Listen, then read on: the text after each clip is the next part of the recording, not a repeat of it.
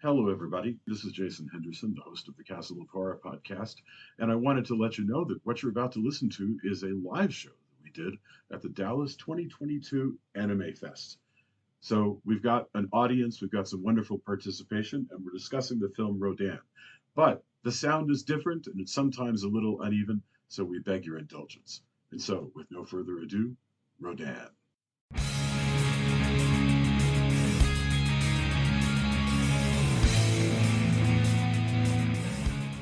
Hello and welcome to a live recording of the Castle of Horror podcast, the show dedicated to horror, movies, and awesomeness. I am your host, Jason Henderson. I'm the publisher with my partner in Trio at Castle Bridge Media. We are the home of the Castle of Horror anthology and the 1950s demon hunting surfer series, Surf Mystic, with a new book, Dark of the Curl, coming out in just a couple weeks. So, with me tonight, Jamie Barr, starting over here, Executive Director of Girls Rock Austin, a very talented performer and upright bassist. Isn't that right, Jamie? Say hello. I guess that is right. Hello. Did I miss? I know you have a You should plug her band. Well, I didn't check with you beforehand, but Danger Cakes, of course, is the band that I know you as the lead singer and upright bassist of. Is that still correct? That is still correct. Okay. And Brand New Key as well. My favorite bassist. Brand New Key. God, wonderful name. I love that. It makes me think of. Everybody loves that melody, so. Yeah. No, yes, that was it. I was thinking about Rasputina. They did a cover of Brand New Key in the 90s. Nobody remembers that. All of you guys were born after that. That's okay. Next to me here, also normally from Austin, Drew Edwards, creator, writer of the long-running underground comic Halloween Man. He has been a Best of Austin comic winner and a Ringo nominee. Drew, welcome. Hey, it's good to be here. Good to be back at AnimeFest. It's good to have you. I'm really excited. And if I'm stammering, I apologize because I rarely do this live. This is so. All right. To my left, Julia Guzman. So we started 10 years ago calling Julia color commentary because Julia was going to be on a regular horror movie podcast and doesn't like horror movies. So we called her color commentary, but at this point, that's ridiculous. No, I like it. She's been doing a weekly horror It's way show. less pressure. She's coming up on 400 episodes of horror movie. You can't feasibly call yourself not a fan. You've seen more horror films than probably people that do like them. Right. What I am always fascinated by is how I've watched so many horror movies and yet there are still just wide swaths of stuff that I haven't seen, that we can still do episodes on it, and that's neat. Okay, and and that's all of us because if you listen to us, Tony Salvaggio, who's often, almost always with us, is not with us tonight, but we miss him. Okay, tonight we are discussing. Normally we do movies in series, like 6 or 7 movies in the evil baby genre, or 6 or 7, That was my idea. I love that was so fun. Or like we did every Stepford movie that we could find, except a couple that weren't even available on bootleg, and that was so fun. And we've done a heck of a lot of kaiju. And tonight is a kaiju movie. We are talking about Rodan, which came out in 1956. It was directed by Ishirō Honda, and what's really interesting is 1956 is just 2 years after the original Godzilla. So it's I see we have Godzilla fans. So I'm counting on you to ask a question. You're a big Godzilla Good, fan. excellent. The world needs bigger and bigger Godzilla fans. Oh, sweet. Nice shirt. All right, so what we normally do is we start with opening thoughts. We ask everybody on the panel, so what did you think of Rodan? Presumably they did the homework and watched it very recently. And then we start getting into themes. Normally I have all of those themes written out in a script, and sometimes I make them up on the spot, and I'll just let you guess as to which one. So, okay, let's get our opening thoughts. Jamie, first of all, did you watch it like last night? Have you seen it recently? What's I watched it last night. All right, so opening thoughts, Rodan. I like the movie. I thought about the opening creature.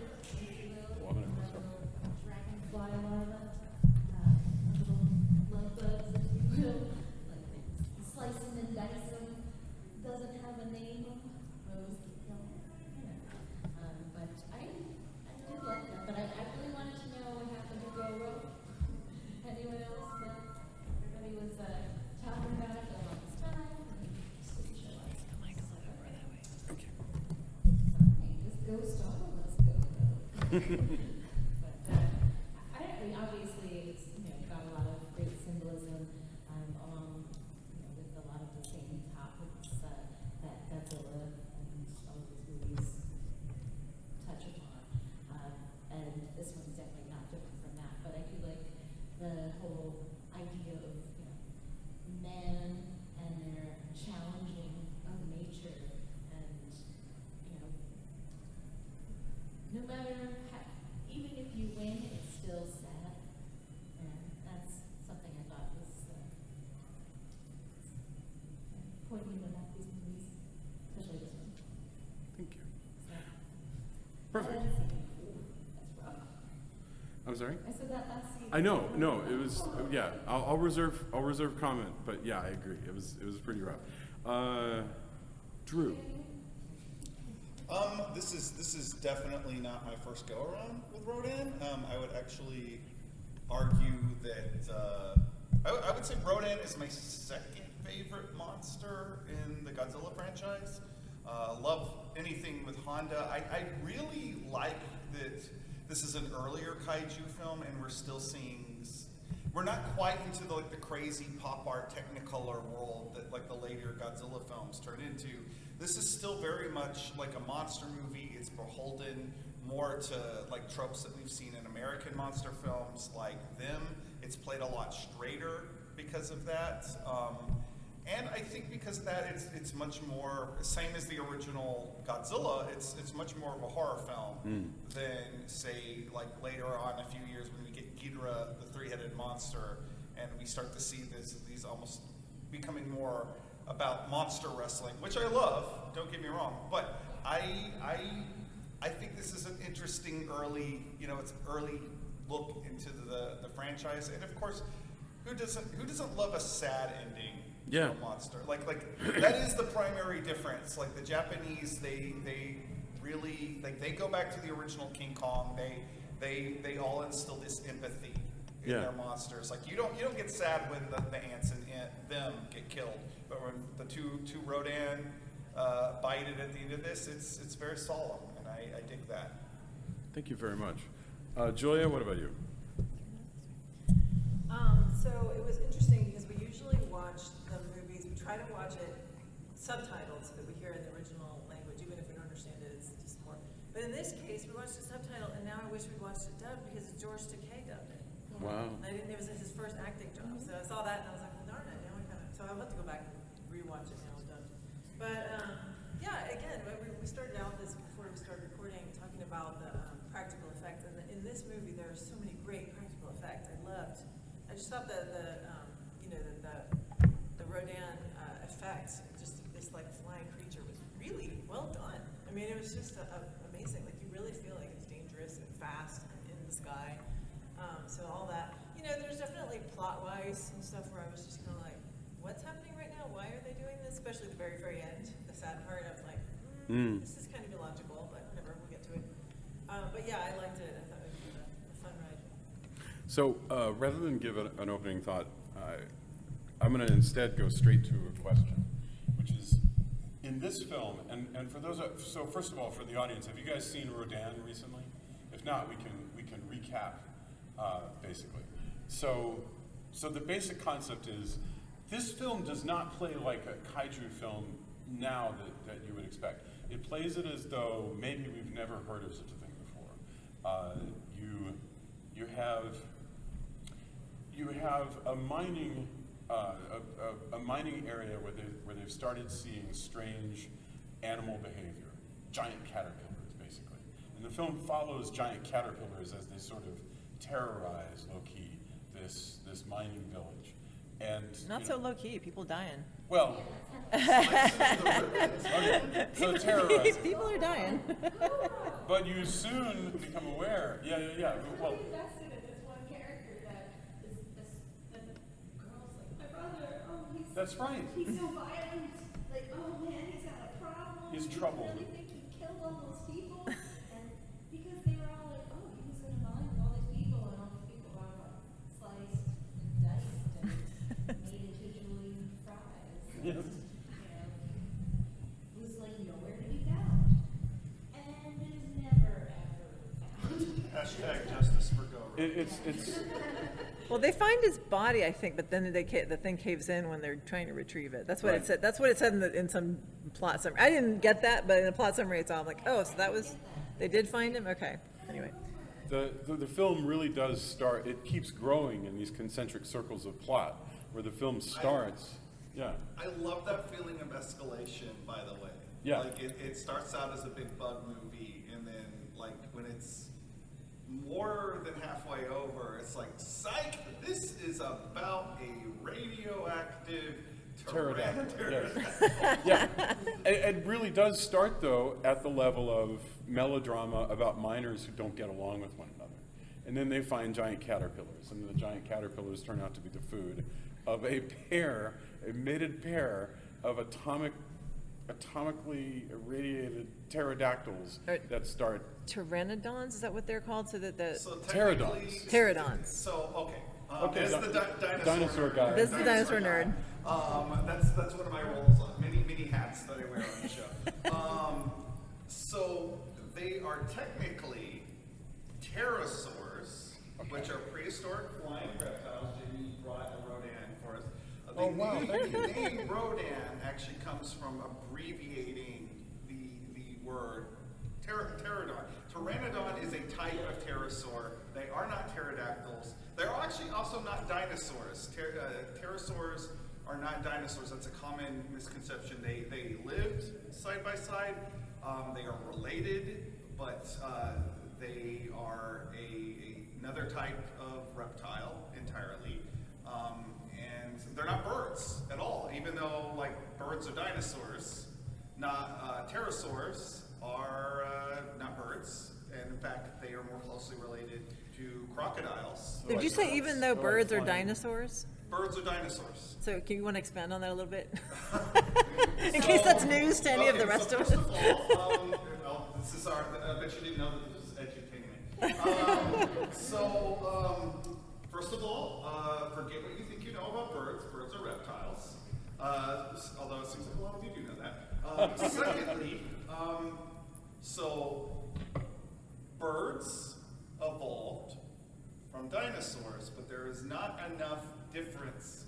The understanding used to be that birds evolved from dinosaurs, but now the understanding that on a basic skeletal, DNA, any level that is important, there is not enough difference between a theropod dinosaur and a bird. So now birds are just part of the reptilian family, Dinosauria, which is part of the even larger reptilian family, Archosaur, which also includes crocodilians, pterosaurs, which are the subject of tonight, and dinosaurs. So, Thank you, I'm Professor. very thankful for that. So Rodan is like a flying crocodile, is what you're telling me. Well, that's an oversimplification. It's Don't even try, sweetie. It's a pterosaur. Okay, that's wonderful. I think that's truly fabulous. And but yes,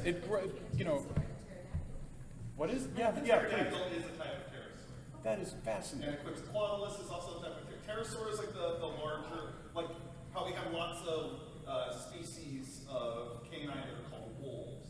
Like the pterosaur umbrella is like the larger. Yeah. Okay. It's like the mud. I'm a nerd. So the pokebeak pterodactyl in The Land of Time Forgotten and stuff like that, that's a pterodactyl, right? If it is stated as such, like in old dinosaur movies, it's a little. Ducky was a dinosaur. Pokebeak is a technical term, by the way.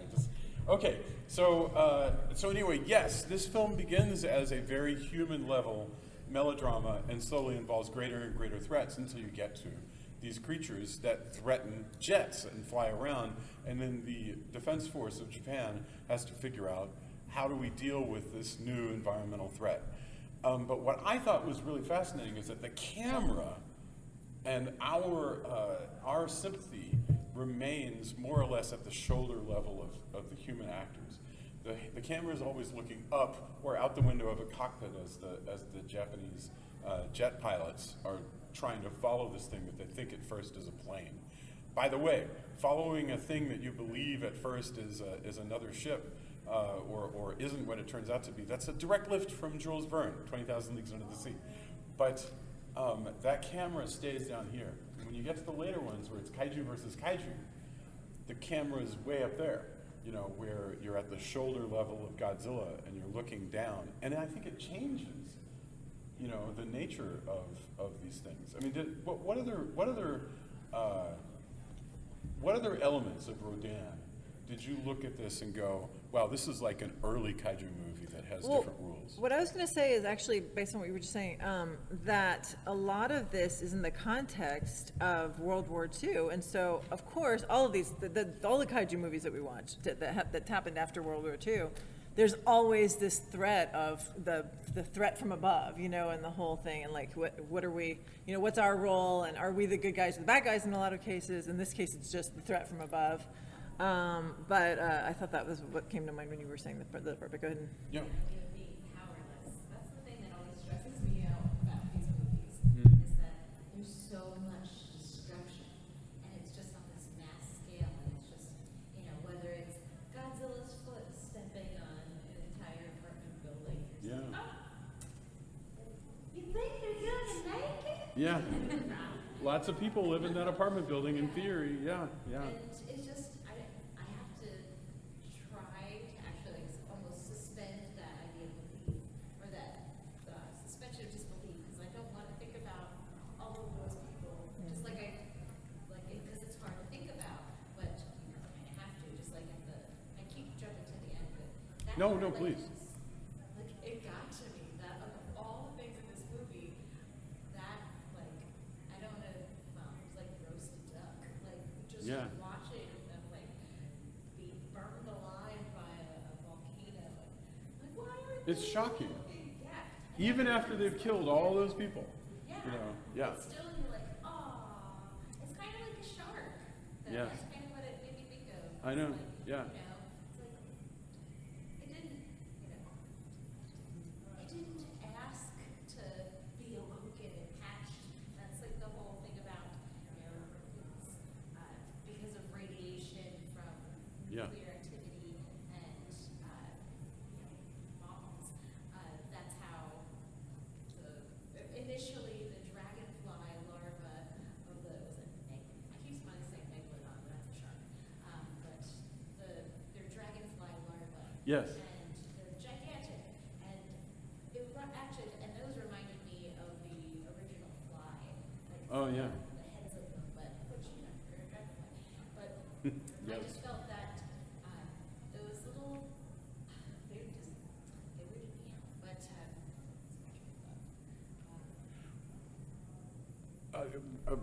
See, all I've written down is the word trauma, so I don't. oh yeah, I was like burning alive. That's right. You know, everybody was just watching. You know, and they're all like, and it's like, what do you do? You know? Yeah. But see, the thing is, I didn't have the reaction you had because I thought it was stupid that they dove into the volcano. Well, that was the Because whole why? thing. They got trapped or something. But they didn't really. They just were like, well, our home is there, and you've burned it. and Okay, closed up our apparently whole- what we're supposed to understand about what's happening, spoilers, and I apologize. Oh, the whole thing is spoilers. Yes. What we're supposed to, 1956. one of the creatures, You've had It's time. on HBO Max. You've had time to watch it. there's two Rodans, and one of them gets stuck and gets injured and starts to burn. The other one, who is the mate, actually comes back and allows itself to be burned alive rather than be alone.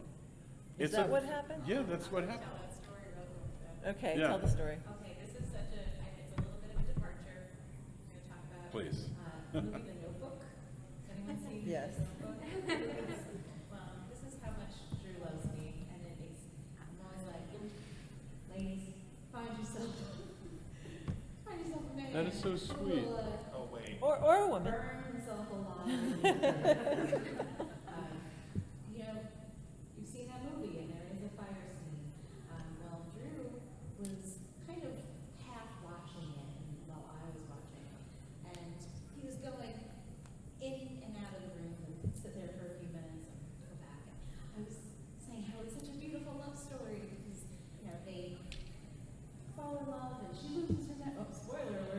Yes. She has Alzheimer's, and they end up dying together, and, you know, could you imagine any better way to go? Like, falling asleep in bed, like, with the love of your life in your arms, and they go at the same time. Does that sound lovely? And then she was like, yeah, okay. So, so for a long time afterwards, and I would say anytime it got too morbid, you know, when you're in life, you hear some dark stuff, and I feel like it's okay, Drew. We're gonna go out notebook style. And I meant, you know, lovingly cuddling in each other's arms, very like. For some reason, the only thing Drew really remembered about that movie was the fires. So he thought it was all about. He thought the death scene was the fire. That for some reason, I guess they just decided, well, guess we're gonna go and Burn alive. burn alive in our bed. So they lay together and cuddled while they burned alive. Man alive. I want to read that. That sounds. That's also This is what a healthy marriage looks Yeah. like. Yes. So I said this to Drew. I saw this movie in like 2015. So during the pandemic, Yeah. I said to Drew, like, it's okay, Drew. Even if you're doing COVID, we're gonna go out notebook style. Can I ask a question? I was like, why do you always say that? Like, don't you think there's a better way than, you know, burning it. burn alive? And he tells me that we thought that they just burned alive in bed. So all those times I thought I was being sweet and loving and saying, don't worry, babe, we're going out notebook style. Drew kind of gave me best look, like, oh dear God. Okay. Oh dear God, I love this woman. If one must, This woman you know. wants me to burn alive, but Good enough for Rodan. Yes. But it's not once until what, in 2021 did Drew question, like actually say, like, why? He was just okay with it. So that's my. That's amazing. Yeah. I'm gonna So romantic. I'm They gonna say back. go out Rodan style. Yeah, I'm gonna backtrack though. Jump into a Something volcano. else we were I talking love about. that, though. Thank you. I thank you for publicly talking about how I was very confused by that movie. One of the things that I do find fascinating. I just want a tweet that says, "The Notebook, confusing." So one of the things that I think is cool about this movie, and Jamie was just touching upon it, and I think we've seen this redone in more modern monster movies, like particularly in the Jurassic Park franchise, is these prehistoric animals are only monsters because they're not in their proper place and time. Like Rodan in the prehistoric times would be fine. You know, Right. it'd be okay being a Rodan, and the giant bugs would be okay being giant bugs because that's their proper place and time. It's when you have them interacting with humans that it becomes a problem. And you want to talk about the difference between this and the later Godzilla films and the later kaiju films. The more like it becomes like the shared universe that we think Yes. of Godzilla being. People are used to monsters. Like monsters are just like, oh well, the aliens are invading. Let's stick Godzilla on them. Yes. And, I love those movies too, but it's a different tone. It's a different way of. Well, you're right, because if this had come like 8 years later in that whole era, the Showa era, I guess, of Godzilla, then when these giant caterpillars start showing up, people go, huh, giant caterpillars. I guess this is Godzilla related, and that would be. Now, one thing that I, to get to a different topic, I wanted to ask you guys. I find it very strange, and I really want to read a paper on this or a book on this because I'm not an expert, I don't understand, but I find it so strange that, the atomic bombings of Hiroshima and Nagasaki were brutal and traumatic for the Japanese nation. And one of their ways at a pop culture, a mass pop culture level, was to grapple with that in many ways, presumably, but one of them was through turning that into a strange and very popular allegory involving giant monsters. And it became more and more popular for decades. But I mean, quickly, because Godzilla's like 1954, this is 1956. The bombings were what, 1945? Well, I guess. the end. So you're talking about a decade. You know, 9/11 was over 20 years ago, and we still, you would never make a popular adventure film out of 9/11, not in the United States. Not yet. Not yet. Right. And, you know, so for whatever reason we deal with trauma, even at a pop culture level, differently here. Don't you guys find that odd? And what is there to learn out of that? It reminds me of like Grimm's fairy tales and the way of taking some sort of, you know, either trauma or, well, yeah, something horrific and turning it into a lesson of some sort. You know, obviously these are all people who have seen some really horrific visions, you know, or not just visions, but, you know, just visuals. Those air raid sirens have to be traumatic. You know, yeah. Seeing people burned, clothes and burned a lot. I mean, there's just so many horrible things that happen. And to be able to still find entertainment, you kind of take those themes and kind of put a narration that almost makes it more palatable. You know, instead of it being like the monsters of monstrous humanity, like, you know, it's really people going and being horribly vicious to each other over whatever reason, or, you know. Is this a form of compartmentalization where you take something horrible and you kind of put it in a place I think so. in your mind so that have you guys thought about this? I'm sure it's dawned on you. Other stories talk about people trauma, like drown, like, you know, Lake Kappa, where like people drown in the lakes and turn them into something that they could better understand. So, Interesting. one theory that my professor always said was that it's deep in their culture that takes traumatic events and turning them into like oni or spirits or things that are otherworldly and beyond them. So for them, it's not surprising to take this event and turn it into something that's not just entertainment, because God knows we needed something Yeah. after the war what happened, but it's deeply rooted in their culture. It's not deeply rooted in American culture to do that. The Japanese did, so for them to put it in a way they can understand for a traumatic event, but also relating back to what happened historically in their life. I appreciate that. I thank you very much. There was an example I can think of in American culture though, and it is barbed wire. If you watch the no, It's actually a thing that you put. that's barbed wire, and but barbed wire was this technological innovation that shredded human flesh and was used to make movement across land in World War I really difficult. And you know, there's a whole generation of the best and brightest who came back with nightmares about barbed wire. And yet barbed wire became one of the most common signifiers of this is my land in the United States if you have a farm. And if you've been around a farm, you probably spent a fair amount of time building fences. And running into barbed wire. And running into barbed wire. I absolutely have run into plenty of barbed wire in the middle of the night where you're going from one house to another. But, Why do you go from one house to the other in the middle of the night? well, the thing is, we were on a farm. Oh, can we tell farm stories now? That's my favorite kind of stories, is Jason's farm. Jason says, his family farm, he says, I love to go to the farm, but literally every time he goes, he tells me like 4 or 5 horror stories. And it's like, why? You know, he'll be like, Oh, well, first of all, it's always freezing because he goes in the winter.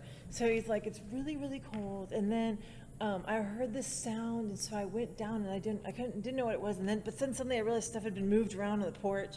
And I'm like, why? It's like the middle of nowhere. And then he's like, and then I went to go check out, because he's talking about one house to another, but it's like a house that's kind of a normal house. And then there's like a bunch of falling down, buildings that used to be a working farm, but now it's not. So they're just kind of falling down.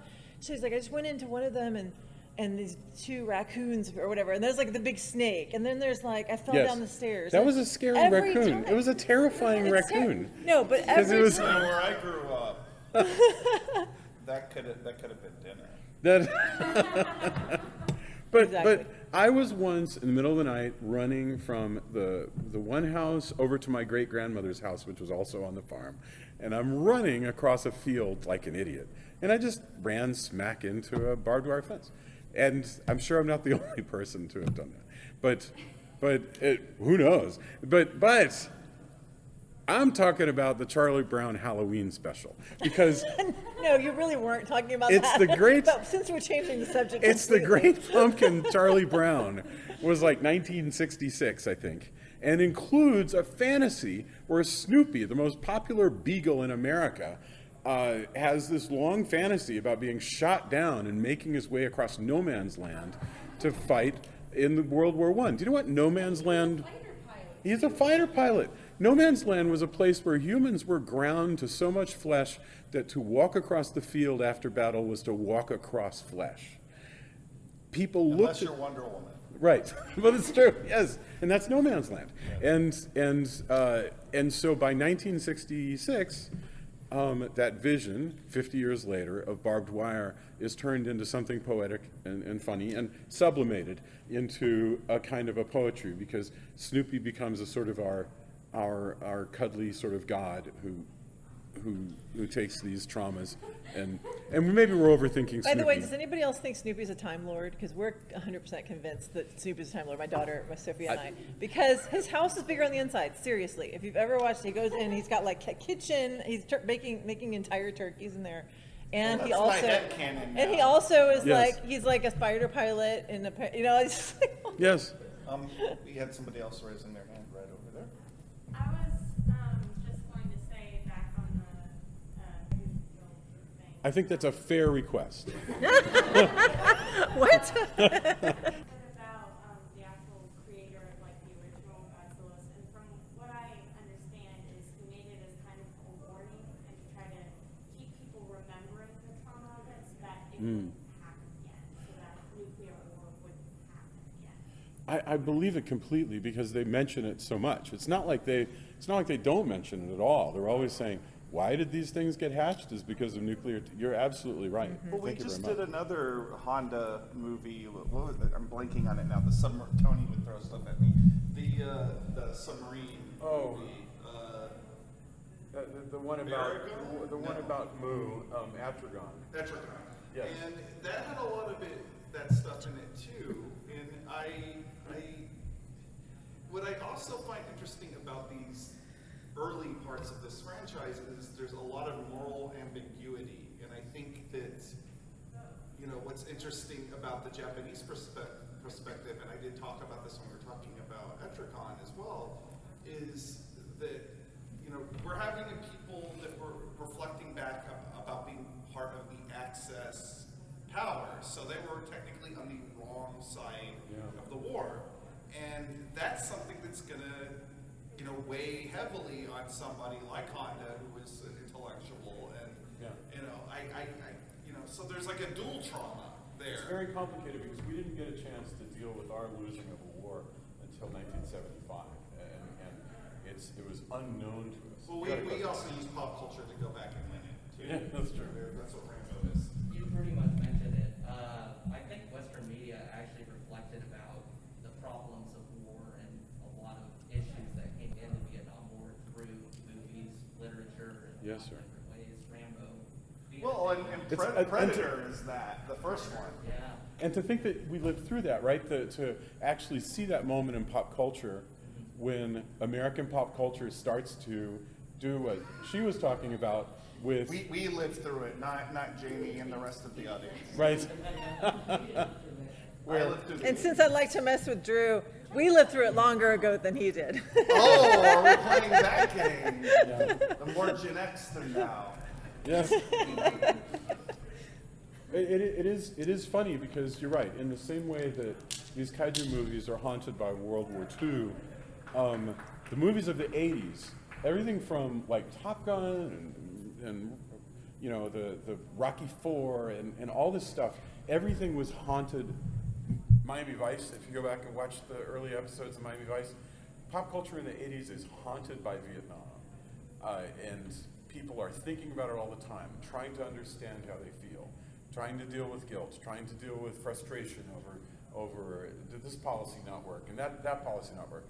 It haunts Americans in pop culture in the '80s the way that World War II and that trauma seems to be haunting the kaiju films. Speaking of the mid-century, what about this Rodan movie?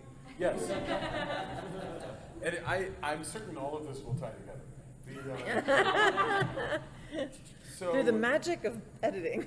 One of the things I was thinking was how much I love, it was so hard to say some of the names. Is it Shiro? It looks like Shigeru, but I'm pretty Yes. sure that's not It's how very you say difficult it. to hear Is it if you're- Shiro, I Yeah. think is how you say it.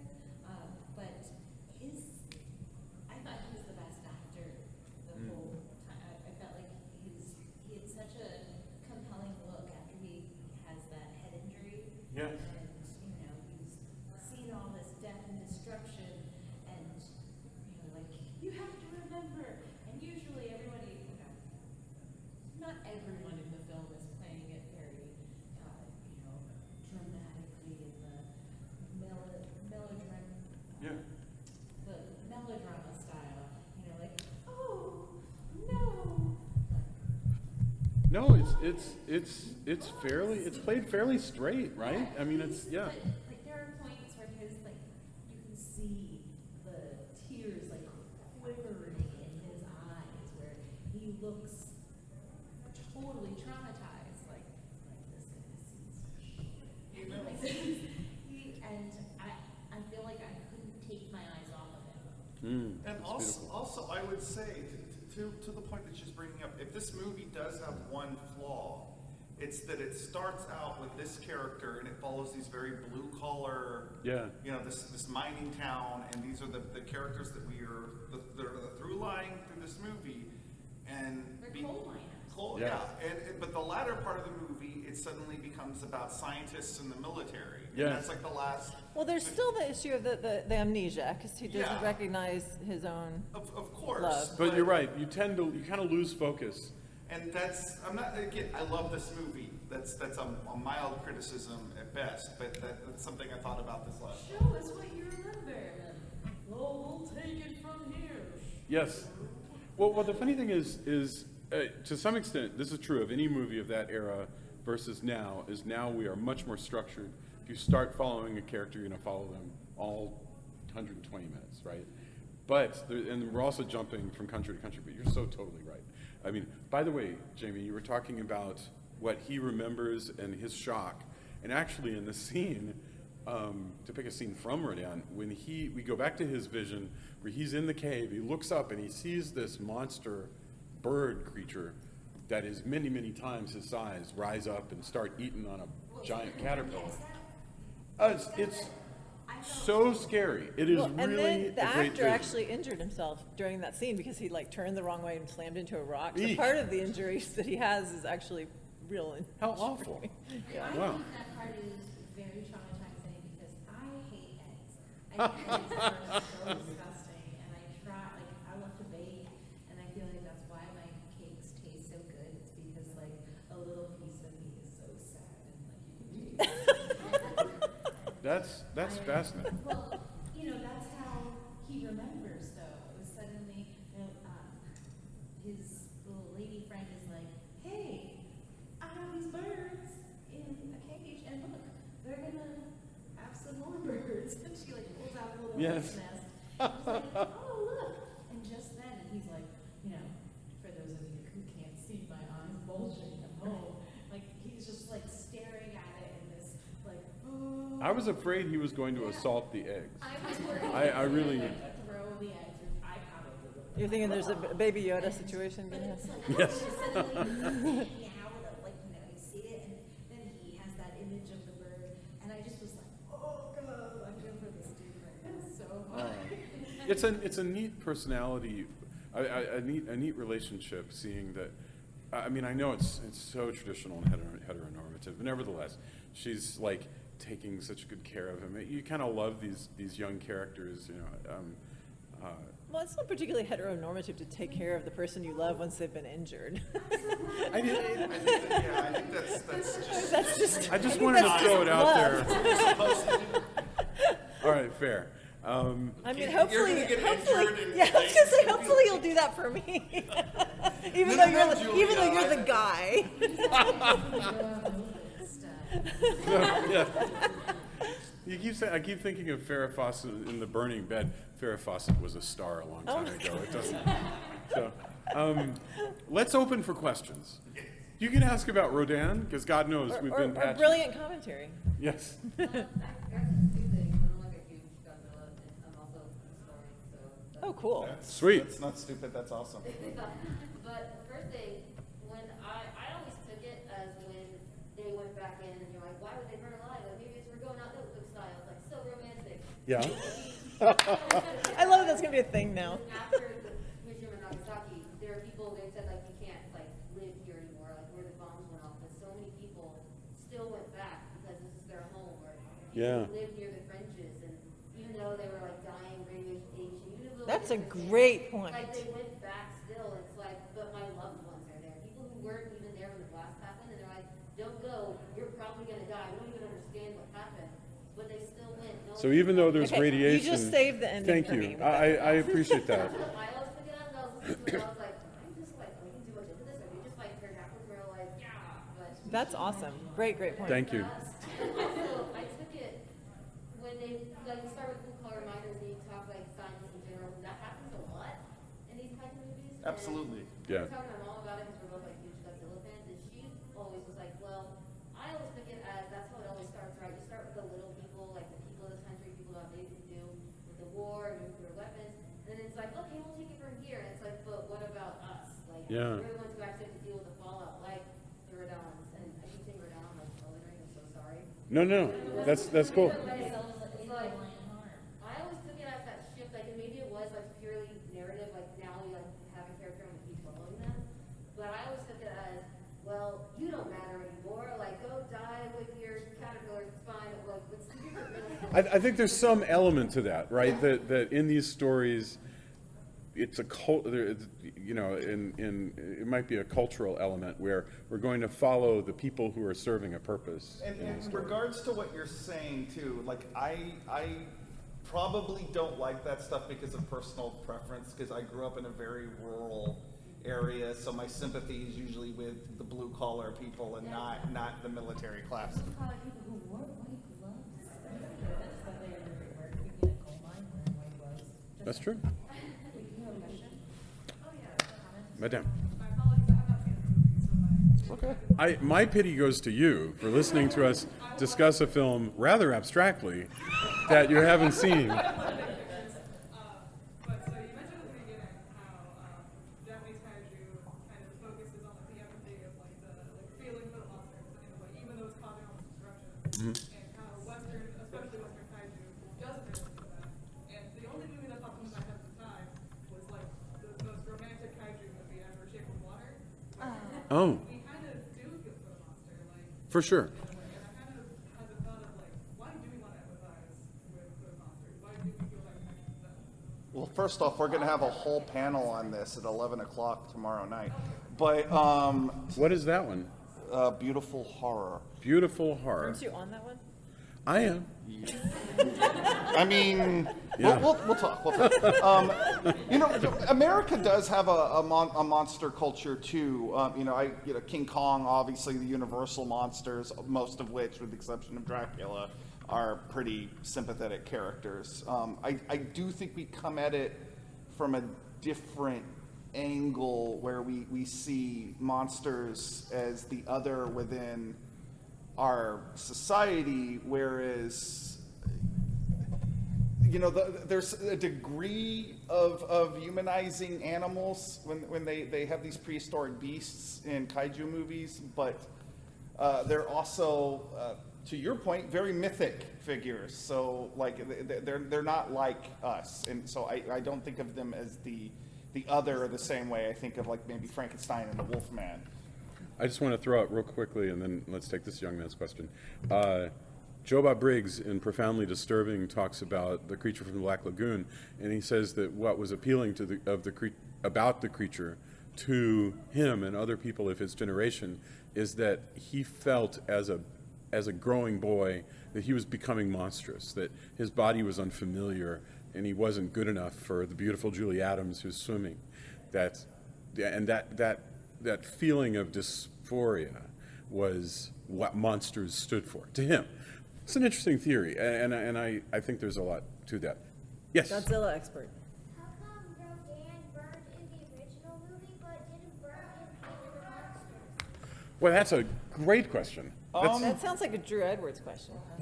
So, here's the thing. Often with these Japanese monster movies, the creature is brought back almost infused with the thing that killed them. So you look at the death scene in the original Rodan, and the more recent, the King of the Monsters, he's literally part of the volcano. That's right. He is Rodan the fire demon.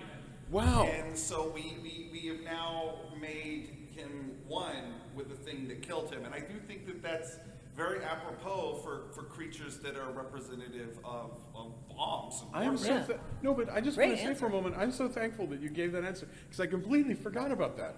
That is really awesome. And really good question. Yes.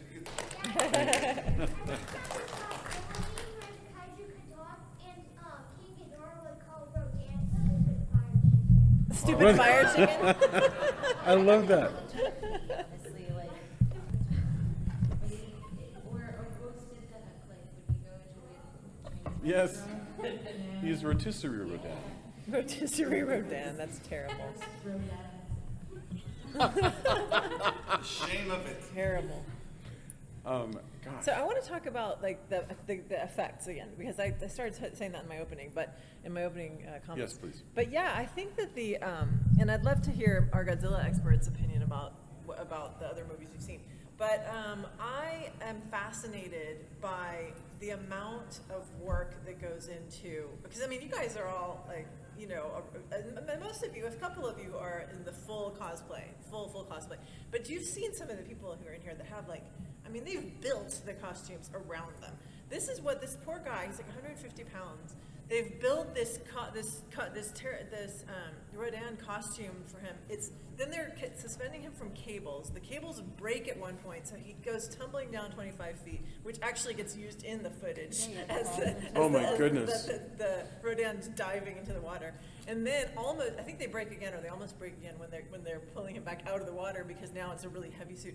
But they're amazing suits, amazing effects.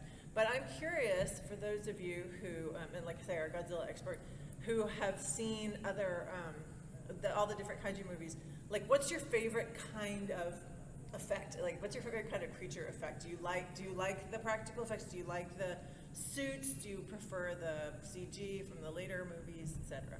Yeah, I kind of prefer the computer-generated atomic breath. You do? Oh, Yeah. okay. Very cool.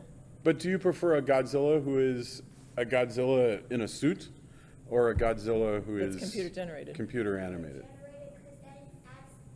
Because some of the computer-generated Godzillas in the American movies are actually look like they have a little bit more texture to it. True. Making them more lizard-like. Okay. So it feels fair. more realistic, right? Yeah. Did you? I liked how you talked about the atomic breath, though. Atomic breath, that's awesome. Oh, we've got 5 minutes. Did you have Do we have a question over here? Oh, yeah, I was just further iterating on that. I do believe that there is a good argument for CG to use these kind of films, as these monsters are so incredibly large. Yeah. So to scale, while the features are really nice, they're not perfect. Yeah. Yeah.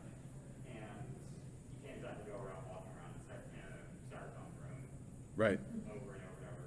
And